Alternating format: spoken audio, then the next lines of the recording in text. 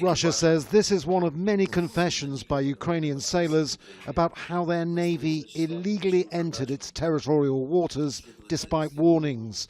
There's outrage in Ukraine.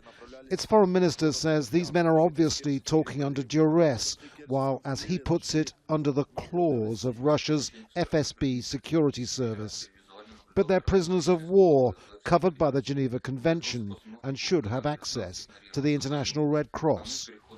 Most of the servicemen ended up here in Simferopol before a court that gave out detention orders for 2 months while cases are investigated. Internationally, the pressure on Russia appeared to have no effect on its foreign minister, SERGEI LAVROV, visiting Paris. If the Ukrainian side, like its partners in Europe, is interested in avoiding such situations in the future, it is obviously necessary to send a signal to Kiev not to allow such provocations.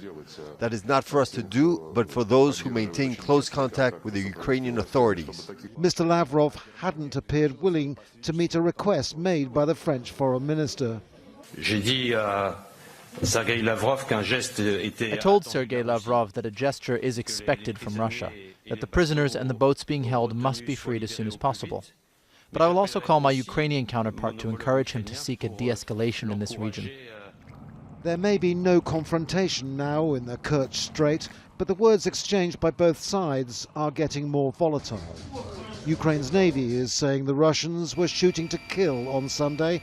Russia is warning that limited martial law to be imposed in parts of Ukraine on Wednesday could escalate the conflict.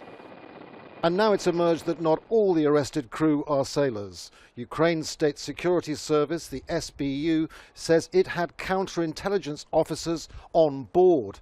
And it also says that 2 missiles were fired by one of 2 Russian fighter jets at the boats, and one of those agents was seriously injured.